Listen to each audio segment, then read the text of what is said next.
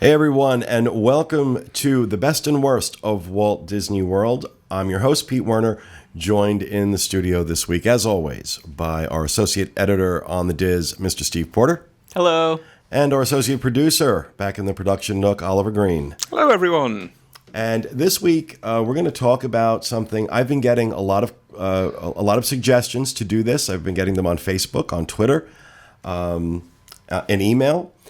People want to know what the best and worst table service restaurants are on the Disney dining plan if you only want to use one credit. So the best one credit table service restaurants at Walt Disney World. Now, for those who are not familiar with what we're talking about, when you get the dining plan with the Disney package, you get a certain, depending on whether you get a quick service plan, the regular dining plan, or the deluxe plan, you get credits toward meals.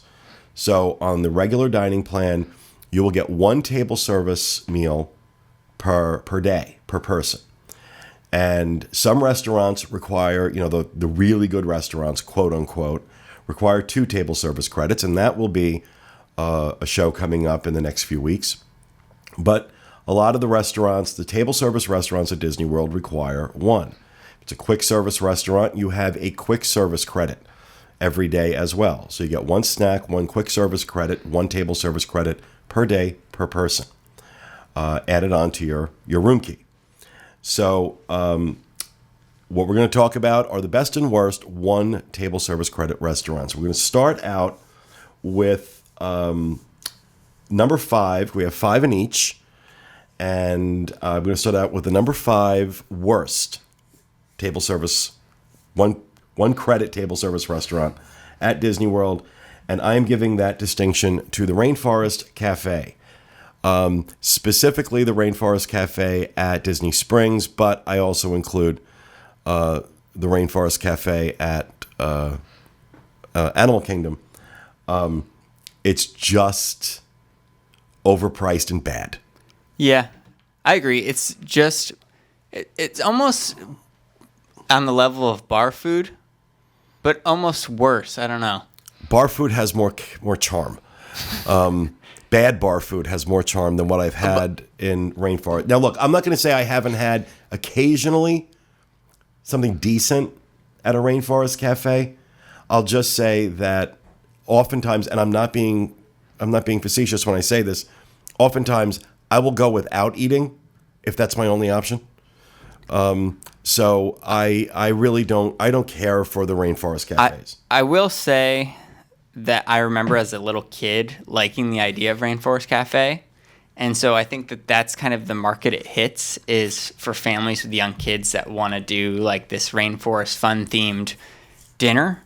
I just think if you're at Walt Disney World, though, there's plenty of other options where you can have a fun themed dinner and better options, and have something better. So, and one of them is going to be on our best list. So let's stay tuned for that. But Rainforest Cafe comes in at number 5 as the worst table service 1 credit restaurant. Coming in on number 5 at the best end is Be Our Guest at the Magic Kingdom. This remains a 1 table service credit restaurant. I don't know how long that's going to last.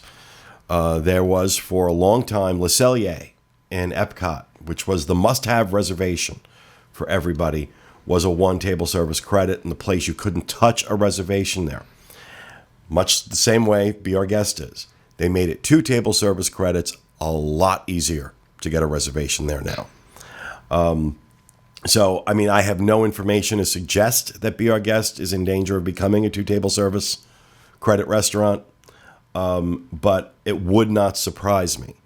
But I put that in at number 5 because it is a very, very, very difficult reservation to get.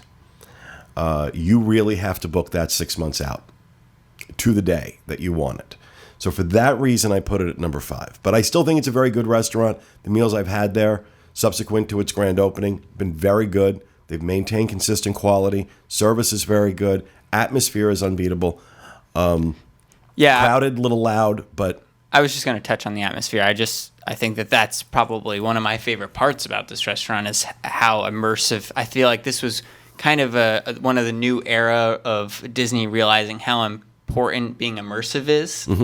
And, this restaurant just nails it. Well, you really saw it with the entire new Fantasyland project. I think you really saw, Disney Imagineering at their best. Just how they did that whole area. And this was the crown jewel, the crown jewel of that redesign of Fantasyland, and the way they did it, the way they captured it, it's phenomenal. So, and the fact that the food, I was concerned because when it first opened, I was very concerned that wow, okay, this food's really good, but they're going to go downhill because it's going to be popular and everybody's going to want to eat there.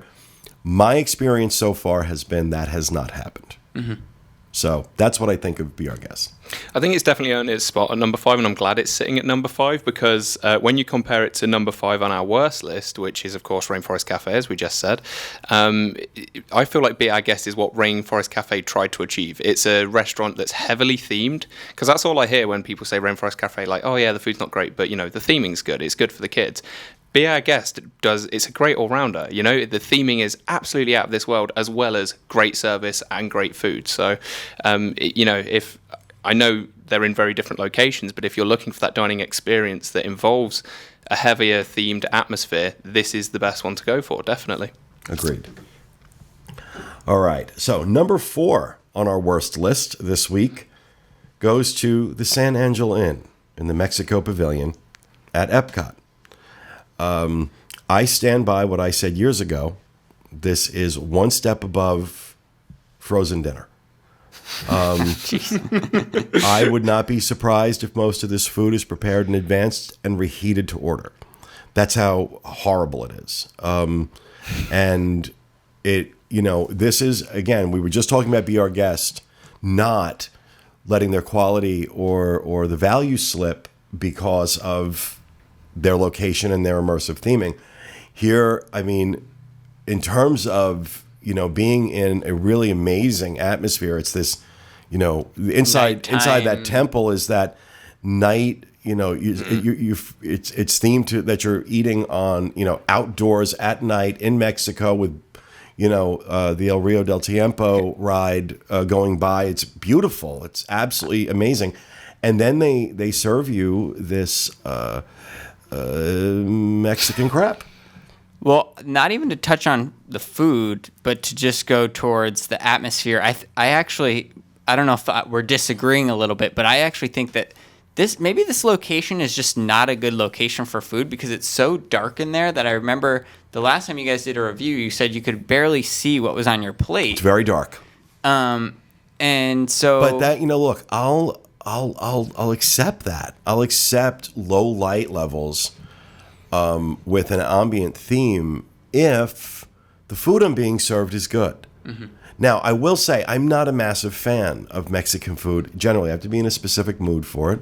But I've had it, and I've had good Mexican food. I've had, Mexican food that I was like, wow, that's incredible. I've never had it at San Angel Inn, and I know a lot of people that I've spoken with, a lot of things I've heard over the years. This has been a consistent theme. This is a restaurant that is in desperate, desperate need of a reimagination, not in its theme, but in its kitchen. Agreed. Anything from you, Ollie? No, I think you already really touched on it in the beginning. I think it's really sad that the actual aesthetic of the restaurant almost tricks people into eating there because it looks amazing. And I think that's what they're relying on because every time I'm in there, it always looks like they've got people eating at the restaurant. It's not like, Oh, yeah, no, it does well. It's sad that they're relying on that rather than the actual, the quality of food, which it's, Epcot does amazing food. It's a real letdown. It really is. It is. All right. Well, number 4 on our best list is the Kona Cafe at the Polynesian.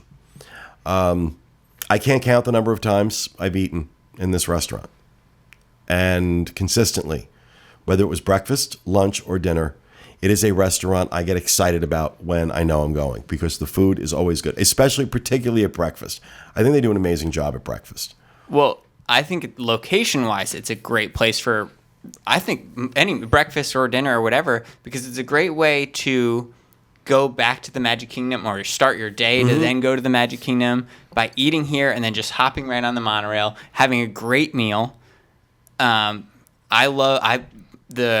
steamed dumplings with some sort of sauce that they have there is probably my favorite dumplings that I've ever had. It's really good, yeah. It's just a delicious restaurant, and the location, you can't beat it. You can't. I love Kona Cafe. I just love it.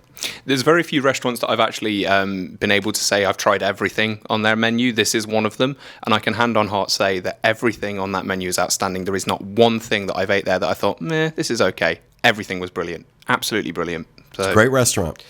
And, we're not looking, when we say best and worst, I'm not looking necessarily at value per dollar. I'm looking at for me, I mean, it's all I can go on, is, what I've experienced.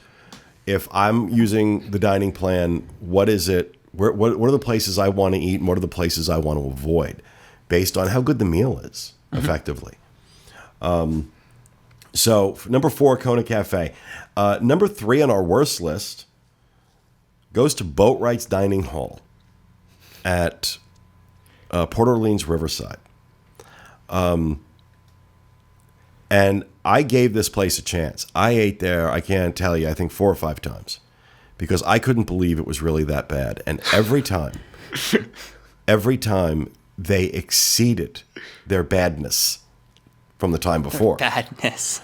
It's just bad. It's just bad.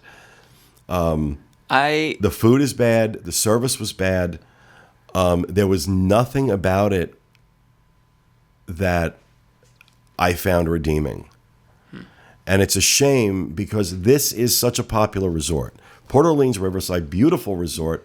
And what's funny is that I've always found their quick service, their food court at Port Orleans Riverside to be very, very good. So it's not that they can't make good food. It's that they can't make good food in Boatwrights. Well, I was about to just address how great of a resort it is, because it's actually my favorite moderate resort. But I've never actually had a meal here, so I'm really disappointed to hear that it's not good, because, that's been my experience. And again, many people that I've talked to, many things I've seen posted online over the years, this is a consistent narrative here. It's a consistent narrative. There are going to be people out there who love it. I'm not taking anything away from you, saying I didn't. That's all. All right, so that's number 3 on our worst list. Number 3 on our best list goes to Tusker House at Animal Kingdom. Now, if you want a character meal and you want great food and great character interaction, then just stop looking. Stop looking. Go to Tusker House. Again, consistency here. These are all places I have eaten at multiple times. So I'm not saying I just had one meal here 3 years ago and I thought it was good. I've eaten there at all these places multiple times.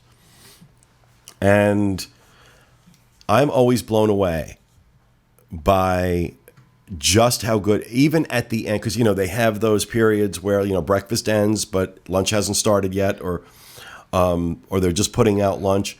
So it may be the end of breakfast or the end of lunch, and the food is still as good as it was. It's still good food. It's not like left there and, we're not going to replace that. And it's a lot of different options. Now, you guys were just there, weren't you? Me and Rhino You were. and Rhino. Yeah, and I'll say I am not known for having an adventurous palate. And Rhino is a little bit more adventurous, and we both really found things that we liked because they have a variety of things. They have as simple as mac and cheese, or like this spiced crazy thing, stew, whatever, that I've never heard of, that I can't pronounce half the words in the title. But they have both of those things, and even for someone who's not really usually willing to try stuff that's, kind of weird or strange, even the things that I tried that I didn't think I was going to like, I liked. And that says a lot. I also will say that the character dining, I hadn't done a character dining in a while before this. And the way that they stagger breakfast, lunch, and dinner, just a little tip here, if you schedule your lunch right before they start taking reservations for dinner, they have like an hour where they will let the people continuing to eat lunch before the dinner guests come in. And that's kind of what happened to me and Rhino. And then we had, a lot of people leaving, and then our whole little section was just me and Rhino at our table. So the characters gave us lots of time. They were there, like sitting at our That's a table great with tip. us. And so I believe if you schedule your lunch at 2:00 before the 3:00 period of hour of them being gone, you get a lot of character time. So 2:00's a good time to go. 2:00's a good time to Tusker go. House. Yep. And you're going to get good food. You're going to get good food, whether you're there breakfast, lunch, or dinner. You're going to get good food and great character interaction. Those characters do a phenomenal job in there. So, number 3 on our best list, Tusker House.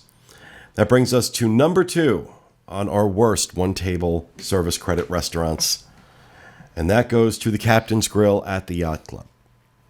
I've had again, because I used to love this place, and I mean, this was like a hidden gem. Nobody was ever in there. The food was great.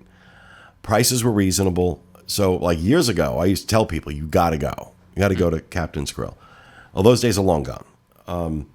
Captain's Grill, when, what killed it for me was dining there with about 5 of us. It's a couple years ago. And one member of our party got a seafood bowl. It was, I don't know, clams and mussels and other stuff that you haven't, because I don't eat seafood. He gets to the bottom of the plate, and there is a massive hair at the bottom of the bowl. And they actually not accused, but said, oh, that must be yours. Now, this guy had hair about as short as mine, and this hair was about, make sure I get it in the camera, about that long. It was huge. Huge hair. Clearly came from either a woman or a hippie. And yet they would not take responsibility for it. Have had so many service failures there. And then to boot, the food has just not been good for a long time. Now, I want to say, in fairness, there are a lot, because this is not the first time I've mentioned this in one of these top or best or worst shows or on our other shows. There are people that always come back and say, I've recently eaten there, it's been very good, or that I love Captain's Grill, I go there all the time. So there are people who love this, and I just want to reiterate, these are my experiences. Your mileage may vary. Your experience may be different. I'm not taking anything away from that. In my experience, if I'm on the dining plan, the last place I'm going to waste a table service credit or $1 is going to be Captain's Grill. There's only one other place that I would avoid even more, and that comes up next. But number 2 on my list for worst table service restaurants to use your dining plan, Captain's Grill at the Yacht Club. Which brings us over to number 2 on the best list. And I got to tell you something. Number 2 and number 1 on this list are interchangeable. Yep, I agree. And number 2 right now, and again, interchangeable with number 1, Ohana at the Polynesian. And I don't care if you're going, well, I mean, I would suggest dinner over breakfast. But the breakfast is character meal. And it's good. The dinner is not a character meal, and it's better. It's so good. And I'm sitting here talking. We got to book it. I got to book it. I got to go back. I miss it so much. I love it. I love it. Every single thing there is so good. And if you it's one of those places where they bring you the food, and you can totally get lost in one item because it's so good that you forget. You get full on one thing because everything is so good that you forget about like dessert and things later down. And this, the meal. look, this is another restaurant with a storied past where it was really good, got really bad, and then came back. So these things do change, but Ohana has so consistently been good for the last few years that I've been eating there.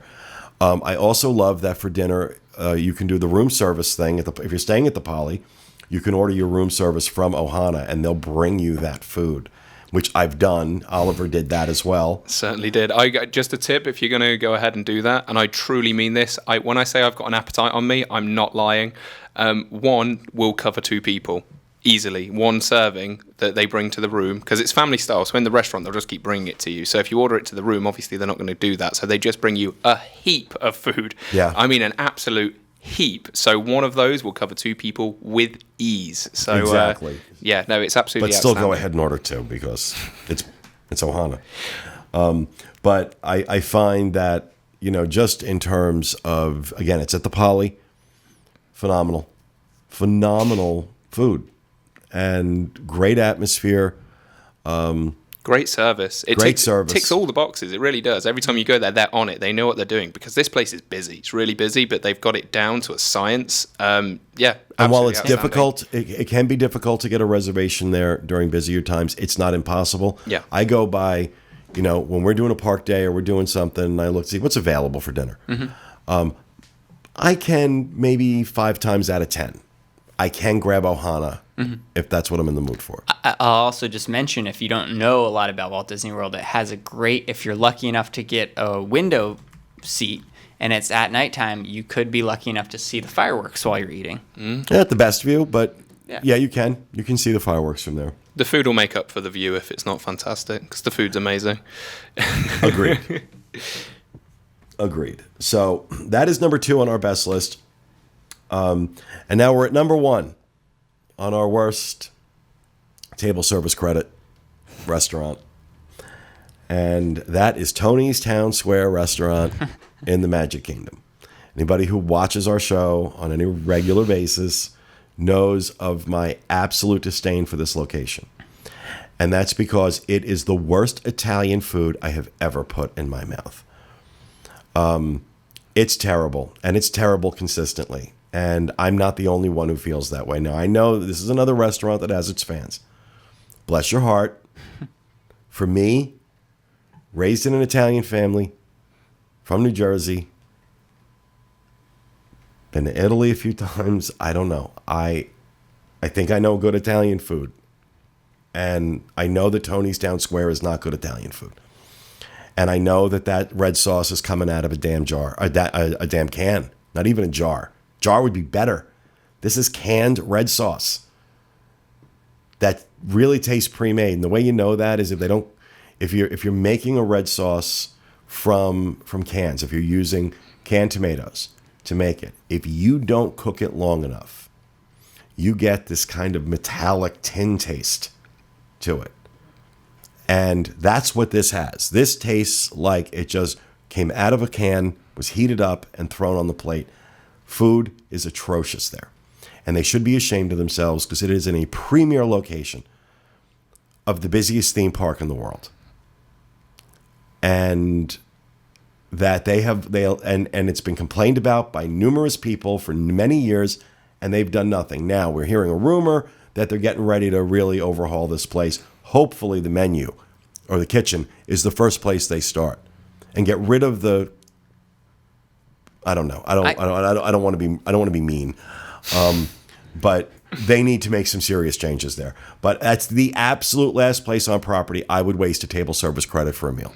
And it's really a shame location-wise, because could you imagine if it was really, really good Italian food, how popular that place would be with its location? Exactly. And you know what? Here's the thing. There is really good Italian food on Disney property.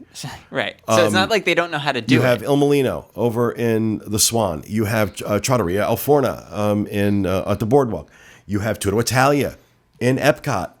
You have Via Napoli. Right. So it's not like they don't know. And if they need some recipes for a good red sauce, I have them. I'm more than happy to loan them over to Tony's Town Square. I'll go over and show them how to make it. You can make a red sauce to order in 9 minutes. That would be better than the sewage they dump on your plate with an order of spaghetti. It's disgusting. It's disgusting. So Tony's Town Square, absolutely don't waste table service credit there. My opinion, of course. But I'm right, and if you disagree, you're wrong. I'm sorry. On this one, this is horrible Italian food. So, anybody disagree? Anybody? No? Okay. All right. Our number one, though, best one credit table service restaurant at Walt Disney World, in my opinion, I don't think anybody in this room is going to disagree. Boma at Animal Kingdom Lodge. Again, whether you're there for breakfast or dinner, I don't think they do lunch. I think it's breakfast and dinner. You're talking about just spectacular food. Spectacular food. And in this instance, I really think it is also an incredibly good value because this is not the cheapest buffet on property. No characters. There's no characters running around.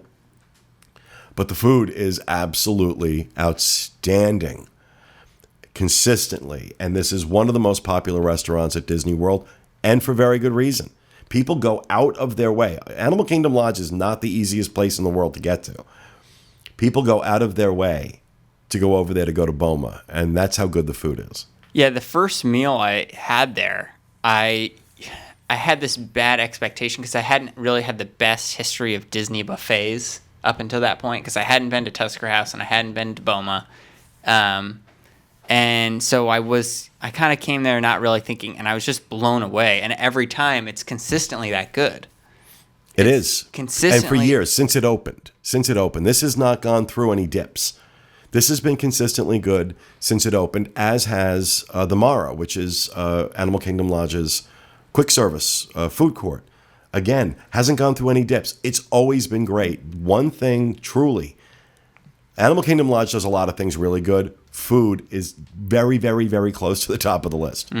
Jiko, Boma, the Mara, Sanaa, that's actually our honorable mention in the best list, is also over at Animal Kingdom Lodge. It's Sanaa over at on the DVC side.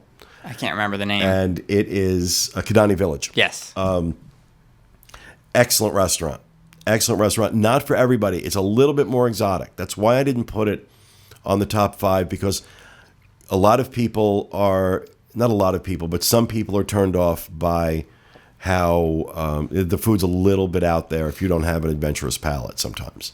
So, and it's really good if you'll give it a try, but for a lot of people, it's just not their cup of tea. Well, it's just not it's not what they like. Mm-hmm. Whereas Boma has a lot of that authentic, a lot of authentic foods, but it's done in a way that I think is more accessible. Yeah, it's toned down a little. Well, because you have so many choices. Whereas when you go into a restaurant like Sanaa, and it's a menu, you got to order one thing and hope you like it. Yeah, true. Whereas at Boma, you can try that and see if you like it or not. And if you don't, there's like 18 other things you can do. That's a great point, though, because, with the buffet, you can kind of pick and choose. And, right, I mean, it allows people like me who, normally will order a cheeseburger to try something, that I wouldn't have normally tried. Right.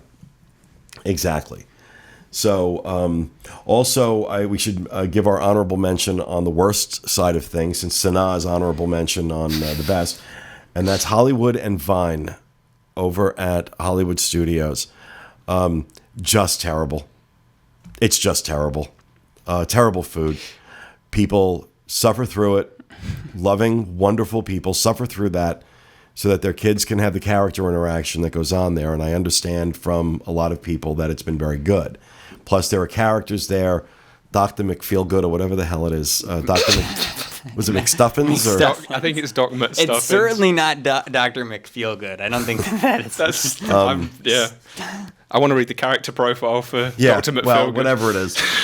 I know that, the characters you can't normally find anywhere else. And so the character interaction is quite good, so people forgive the food. I think Disney should not be forgiven for making people make that choice. You should have great character interaction and great food. There's no reason you can't do it. Why they choose to consistently do it, Hollywood and Vine, I'm not sure. But that's why that's on. So honorable mention on our worst list, Hollywood and Vine. Number 5, Rainforest Cafe. Number 4, San Angel Inn at Mexico in Epcot. Number 3, boat rights at Port Orleans Riverside. Number 2, Captain's Grill at the Yacht Club. And number 1, Tony's Town Square at the Magic Kingdom. Honorable mention on the best side, Sanaa at Disney's Animal Kingdom. Number 5 on our list, Be Our Guest Restaurant at the Magic Kingdom. Number 4, Kona Cafe at the Polynesian.